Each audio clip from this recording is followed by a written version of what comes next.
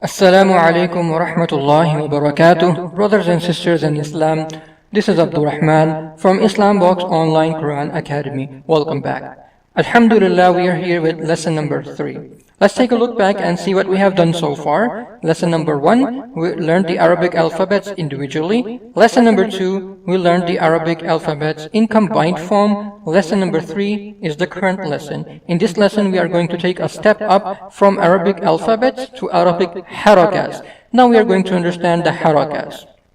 What is a haraka? Haraka means sign. What does it do in Quran? Signs change the sound of Arabic alphabets. For instance, ha, he, hu. Now this was the letter ha, but it is giving alternating sounds. Sometimes ha, sometimes he, sometimes hu. How will we recognize or how will we understand that what sound will ha give here? Well, it's very easy and simple. We will understand the sound by looking at its haraka, by looking at its sign that is on it or under it, and it might come in a different shape. So, this is exactly what we are going to understand in this lesson. Without further ado, let's get right into our lesson number 3 of Tajweed, the Arabic signs, the harakas. أعوذ بالله من الشيطان الرجيم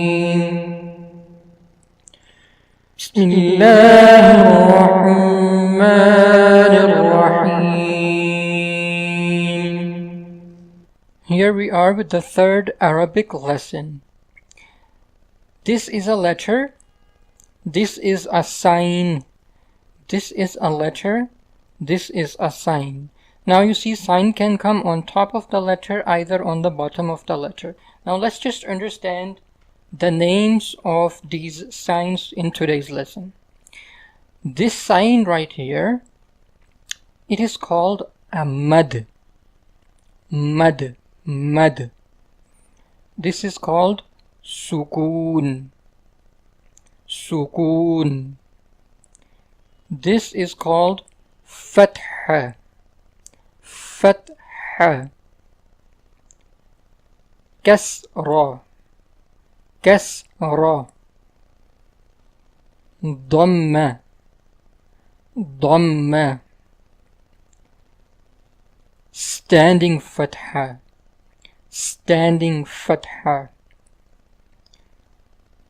Standing kasra. Standing kasra.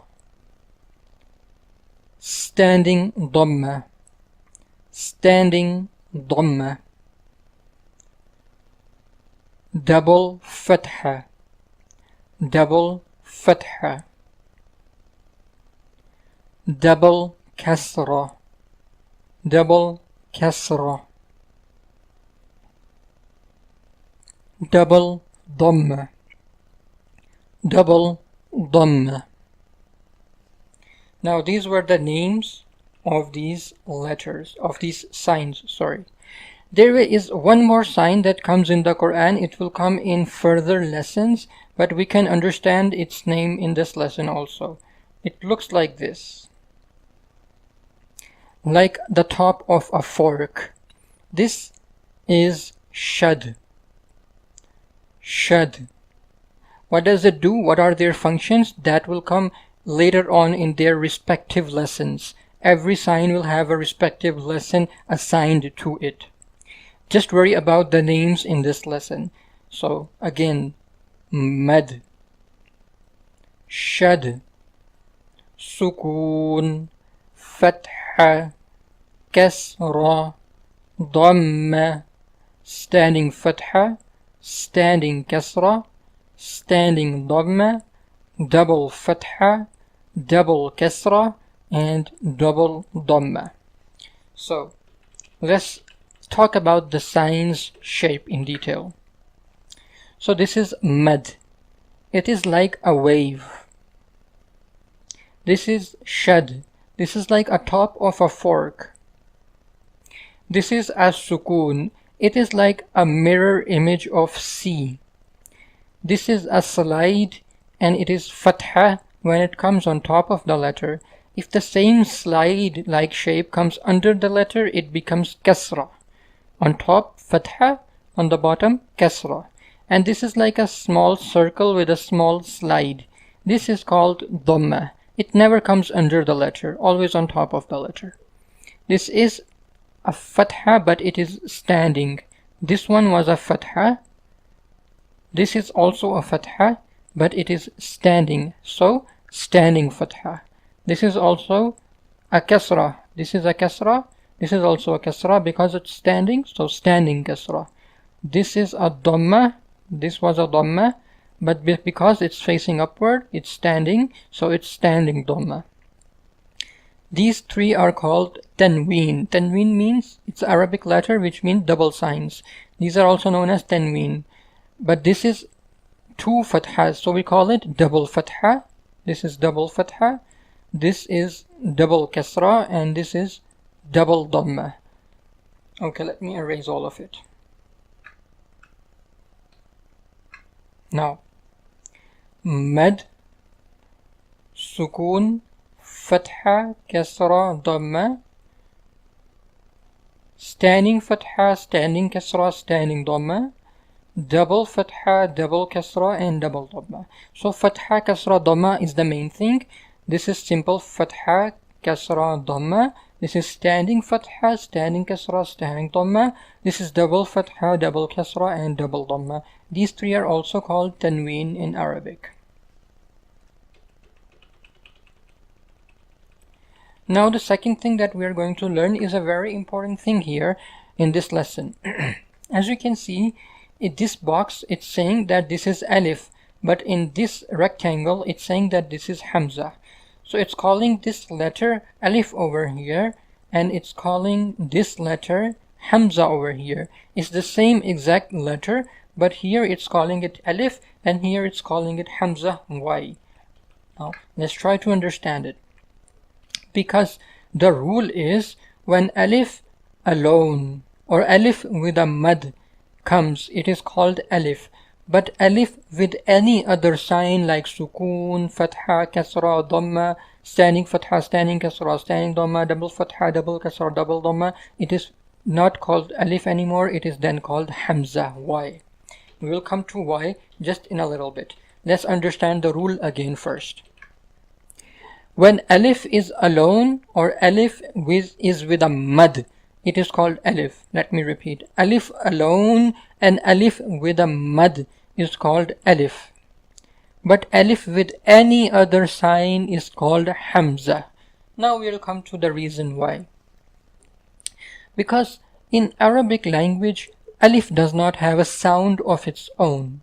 Alif is the one letter that does not have a sound of its own. It just comes in the Quran to increase the sound of the letter that it comes with.